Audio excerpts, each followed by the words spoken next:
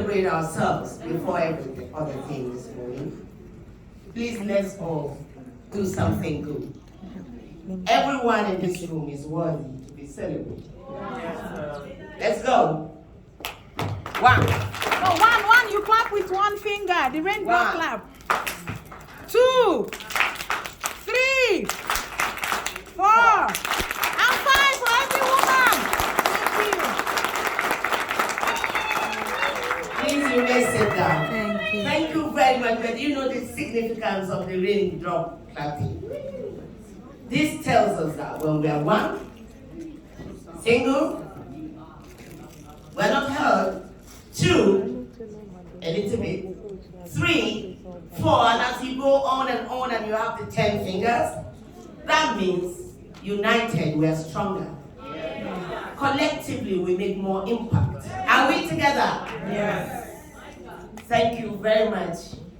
As I stand humbly before you, appreciating the organizers of this event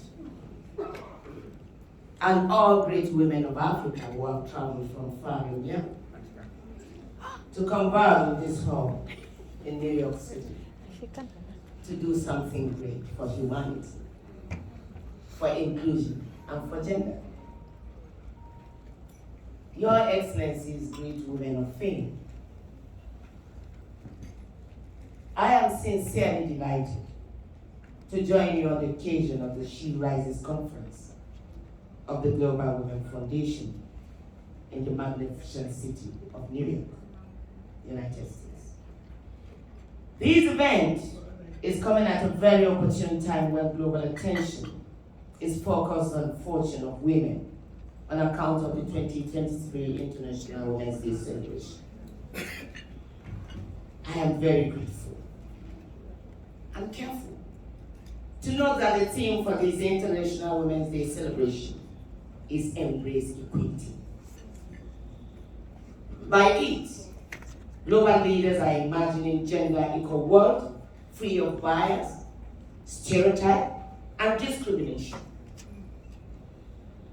A world that is diverse, equitable, and inclusive. It's a dream. But it's a dream that is achievable. We're on course. The topic empowering women, economic sustainability through entrepreneurship and leadership quite fits into the theme. It strikes at issues that are germane to the struggles of women over the years and across the globe. That is why we are here today. Thanks to Jacqueline. You are doing a great job. Our mission is to brainstorm on ways and means of deploying leadership and entrepreneurship resources as means of empowering women for economic sustainability, a requisite for today's success. When we talk about empowering women, we are referring to policies and initiatives designed to make women economically strong, instill self-confidence, and develop capacity to assert themselves as equal partners in their communities and nations. Economic sustainability, according to the University of Mary Washington, refers to practices that support long-term economic growth without negatively impacting on environmental and cultural aspects of the community. Another key term here today that is important, we have heard from great speakers on the panel today, is leadership. Leadership and leadership. I would rather define leadership loosely as actions and initiatives which inspire others to aspire higher, dream more, and do more. It is the light leaders are therefore people who by their actions, their lifestyles or inactions, or mentorship inspire positive outcomes in the lives of the society or individuals. Take it or leave it. We are all leaders in our own various ways. In our homes, the nucleus, have we taken some actions today We are converged upon this hall in New York City to talk about inclusion, leadership, suppression. What have we done differently? Are you one of those women who tell your daughter, please sit down, it's a man's job? Do you tell your daughter, sweep, it's a lady's job? Do the chores and wash your plates because it's a lady's job? While the male child just sleeps, comes down, showers, and eats his meal and leaves his plate for the daughter to pack? Please stop! It starts from there. That the daughters begin to feel suppressed. They feel less human. Because I'm a girl. She's intimidated and bullied at home right by the mother. And then the male child, even while he's younger, and even less intelligent, if I'm allowed to use this term, he's the male. And you see, go with daddy, go shopping. No, you come here, we're in the kitchen. You are suppressing. They are the same stereotypes we're talking about. Build the confidence in your daughter. Don't allow her to be bullied. Teach her to stand up for her right. Not widely. With all humility, I heard someone say. Humility, humility, humility. Be humility personified, no matter your content. Except if you have something else to offer. But I want to assure you, any other thing you offer, that is beyond this. Your content, humility, your content, you go down the belt. And when you go down the belt, I'll tell you, you will never come on the table. Are we together? Yes. I didn't hear a resounding convinced yes, because it starts from there. Many of us are meant to believe, if you don't dine with me, if you don't go down with me, you're not going anywhere. Say no! That is the stereotype we are talking about. Don't push me down. If you love me, you push me up. Let's celebrate the he for she's in this hall. And as we clap, let's know that we are celebrating the he for she's at home. Our friends, our brothers, our husbands that have just been there, propelling our fears and pushing us up. We are not saying men do not support. They do. But you must pour me. Be that catalyst that get me to bring out the best in me. Don't suppress me. That is the cry of an average girl child. Have you ever seen when you encourage your girl, your daughter, the content, a woman is an engine box. The leadership is not exhaustive. We can't finish it because it's all in us. Let's introspect. We can do better. If we look back in history, we will see that we are not lacking in women who, by their actions and lifestyles, have inspired great outcomes. The exploits of the women of ancient stature. Be a clear witness that women have not always played second fiddle in the society. The Spartan woman was the model of the emancipated woman. Their story gave back to the legend of the Amazons. Queen Nefertiti and Cleopatra were all reigning monarchs of Egypt at various times. Also, the greatest leaders of Britain were women. We have heard of Victorian England and Elizabethan England. If their eras were in the golden eras of England, that name wouldn't have been. That means women were not laid back. And if you look at it today, these periods that we refer to marked the golden eras. And you go down in Africa, south of the Sahara, we know of the legend of the Princess Yenenga. that left our father's kingdom in Ghana and created a kingdom, multi-kingdom in Burkina Faso today. They are all great women.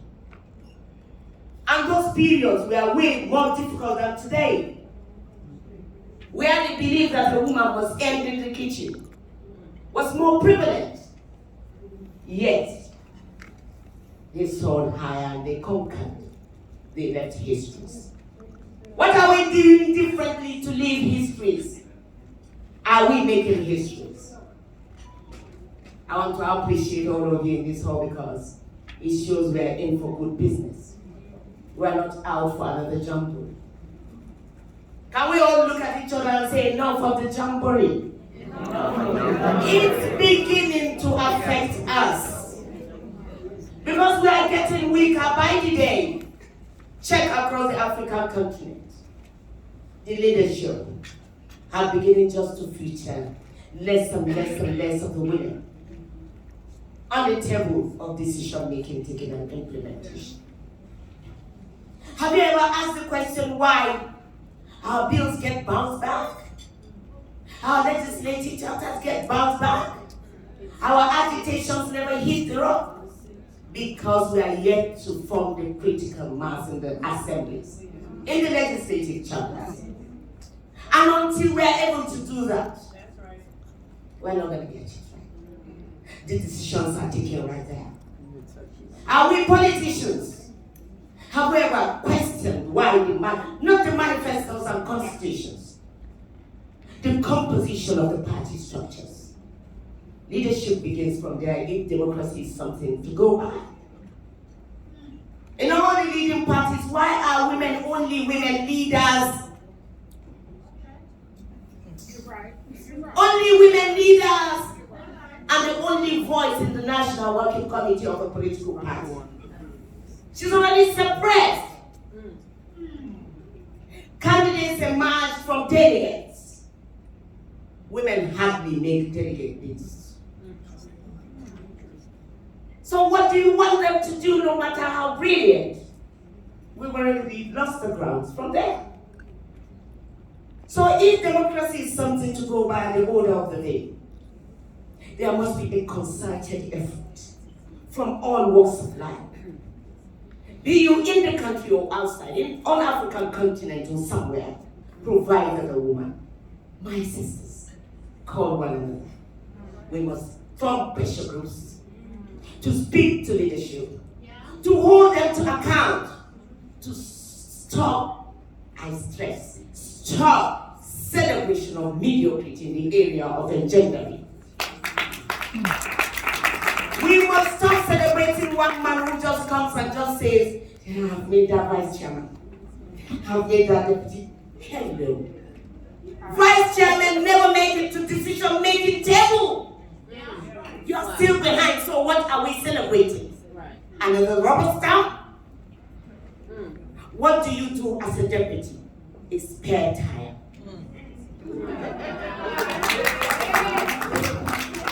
It's painful because in African continent particularly, honestly speaking, you have the best of brains. Why must a woman be judged by somebody else's lack of capacity? Because she's subservient and subordinate. I don't understand. And the person to be used is still a woman. To pull her down, and we're celebrating, we can as well call it off. Are we ready that from the year 2023, we shall no longer be used as instrument to pull down one another for crying out loud? We stop here. I am very serious about this and I'm passionate. An election just got conducted in Nigeria. We had only 29 women before. I'll get there. It's dwindling by the day. I think we have only 3 now in the Senate elections. Do we start to clap for ourselves? What did we do when few women emerged as candidates via the Senate or for the House of Representatives? What did we do in our political party parties to encourage women's emergence. What did we do when we clearly saw some of the candidates' jobs were just gifts of the Trojan horse, where men will still horse trade to set us up? We have a gubernatorial candidate still in Nigeria, in Adamawa State. Hello. And we have some of our sisters still paying lip service to inclusion. If all women will unite in that area, there will be a fast government in Nigeria. The men are busy scheming, forming alliances across parties. We are busy accepting defeat before we get to the poll, for reasons they are creating and allowing us to understand another stereotype. And next year we'll be here again to celebrate. Anyway, not to go too political, but polity is ruling the day. And if that is what makes decisions that govern us, we cannot divorce all our activities from the polity. But we'll get there. But we must, of course, celebrate our beautiful ones. South of the Sahara, we know the legend of Princess Yeninga. But again, down if you come back. In Nigeria, we have such monarchs like Queen Amina of Zazzau. We have Idi of Benin, we have Moremi of Ife. These men played great role in development and liberation of their people. Consequently, we can infer that the current denigration of position of women was merely a product of social evolution, rather than something rooted in history.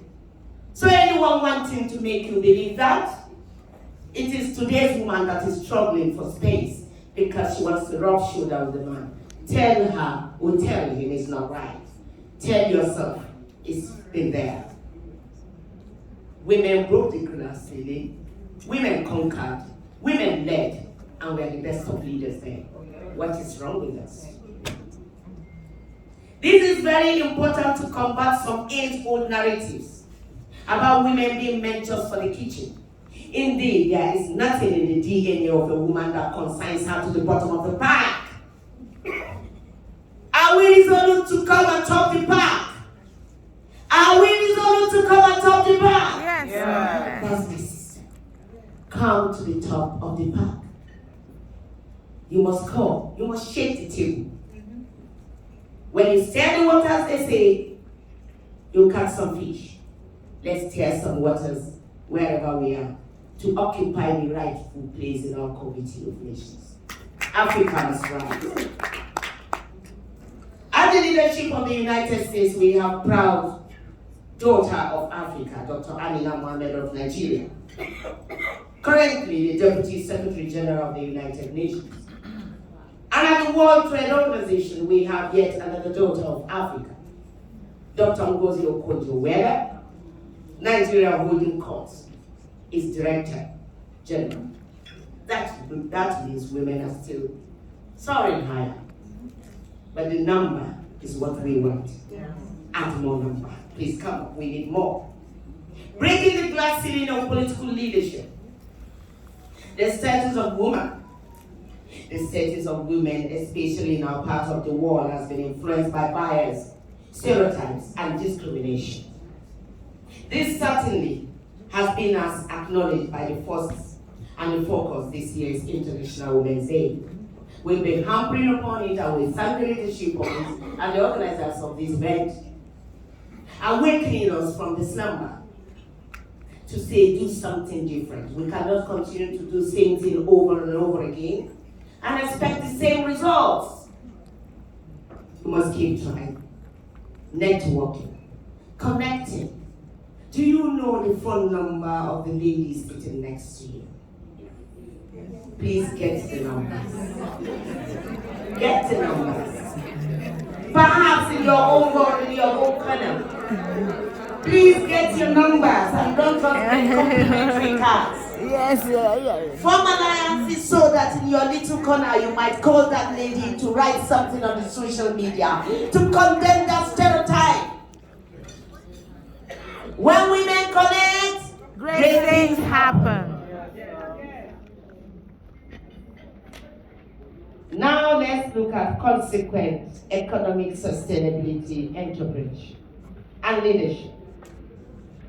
This will go nowhere except these barriers are lifted.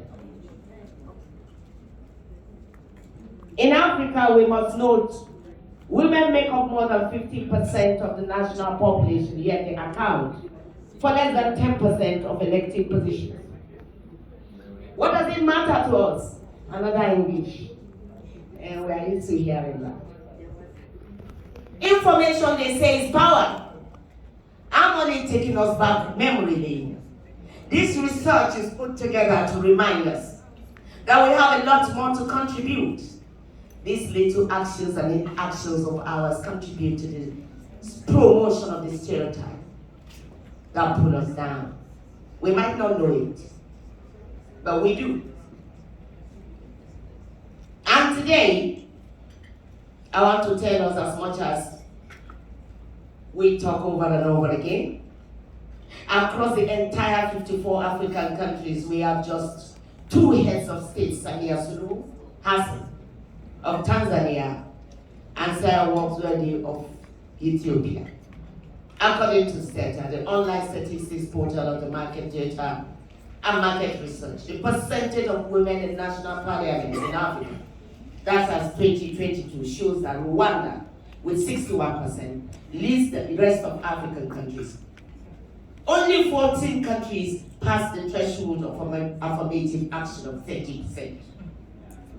They include South Africa, 46.25%, Namibia, 44.23%, Senegal, 42.68%, Mozambique, 42.4%, and Ethiopia, 41.49%. Other countries that crossed the 30% include Cape Verde, Burundi, Tanzania, Cameroon, Uganda, South Sudan, Chad, Zimbabwe. Somebody asking where Nigeria is on the table.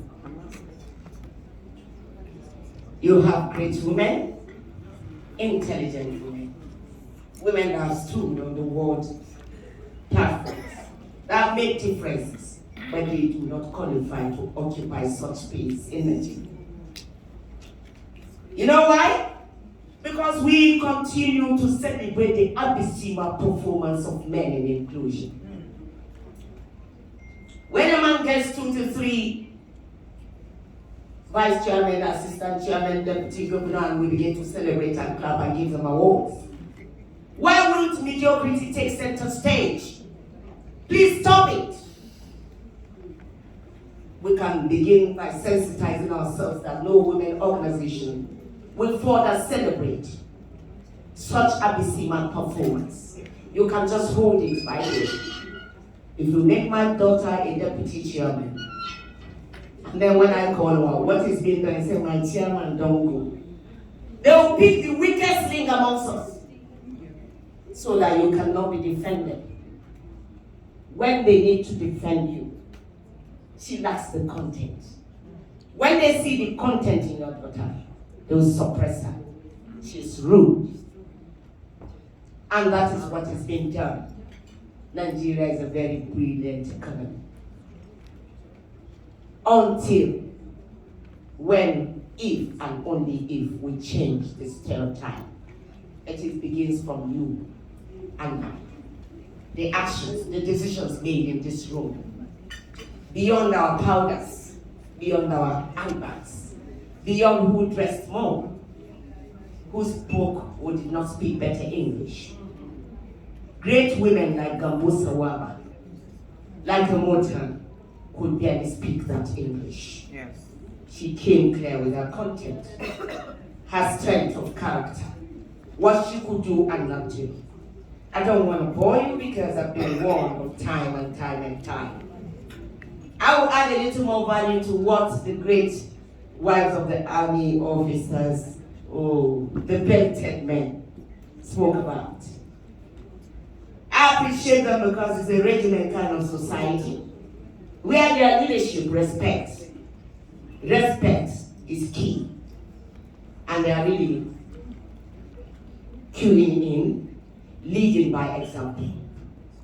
The question thrown to my lady is another typical example of what we request organizations to do for us. But you know what? The organization will fall because that action is not meant for the organization. That function is of the policy, is of the decision makers. That means we must encourage, we must hold leadership to account, to engage, to appoint, to include women in decision-making, taking, and implementation stages, so that they protect our interests. That is then and only then we will actualize this. It is easy because she is the president, and she must speak from her own perspective, her own point of view. She's doing her bit. But what is the law? Not protecting you, and when a side chick shows up, and she is the next of kin, and everything is given to her. We've seen many officers' wives linger, suffer, offense everywhere. And it's the policy is not your fault until we support each other to get to where the critical mass is formed in decision-making, taking, and implementation. As for Nigeria, we have missed the legislative arm. I must remind you, in the Senate, we have only 3. Not because they will not be challenged in court, we don't know. But during such court proceedings, irrespective of party and any, walk of life, we must support them to maintain that number. And if there is any lady that also thinks that she defeated the male, let her come clear with all the statistics of the election. We must unite to ensure that more women are included, even by judiciary. But that alone is not enough. We must hold the leadership to account. A new government is being formed. Rather than join them to sing all we are saying, we are not saying anything. What we are saying is Nigeria must be engendered. So if we believe the president-elect, a message to us, he had done it in Lagos, it's not enough to sing his praises. We want him to replicate that on a larger Nigerian space. Include more women! Yes. It's not enough to appoint a woman the Minister of Women Affairs and you've done something. She's already a woman. If I had my way, I would scrap it. It's not enough to say a woman is Minister of State. Ministers of States are just subservience, they are just second fiddle. They are representing a state. So what tells you that that state is not qualified enough to stand on its own? What makes a sister state subservient to the other state? So if it is that she's representing or he's representing his state, call him a minister if you will. Scrap that. Why have budget, economy, national planning, justice? Hell no! You could break them down and give each one a ministry and a portfolio. Must someone be judged by somebody's lack of capacity? The answer is no. Certainly someone will be judged. Say that it shouldn't be a woman. Tell yourself, may God not give us spaces that will be judged by somebody's lack of capacity. Amen. Amen. On this note, ladies and friends of women, I would have loved to speak on and on and on to tell us what we need to do and not to do. But what I want to tell us is, we must develop the can-do attitude. Yes. It's doable. Yes. There is no impossibility in any woman's diary. Yes. Embrace the can-do attitude. And I want to leave you with 3 things. 1, the greatest glory is not in never falling. It's in rising each time you fall. So do not be ashamed. You can fall over and over again, but try to rise. Give your sister a helping hand. Little things are little things, but carefulness in little things is a great thing. Every little thing matters, from your conduct anywhere, to how you sit anywhere, how you eat anywhere, to your little comments about that your sister. She's too bad. It adds to her not being appointed, reducing the number of the engine. Stop it. When one door is closed, another is open. It's not a do or die thing when a door is shut at you. Move on. You are meant to excel. You cannot be deterred or suppressed. tell that again and again.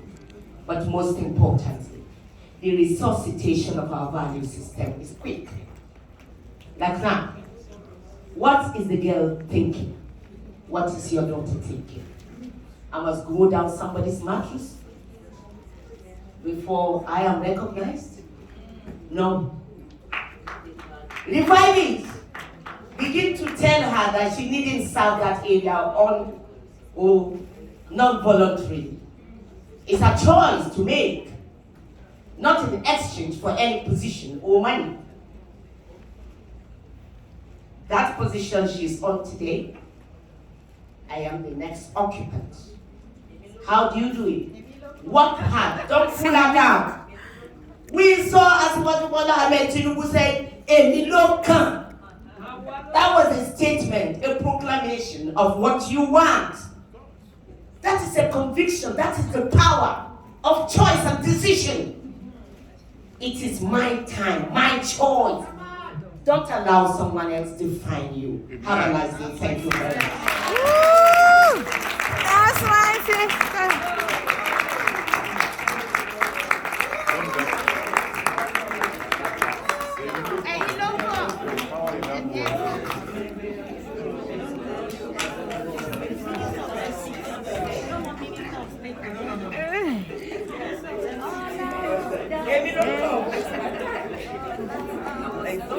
Well done,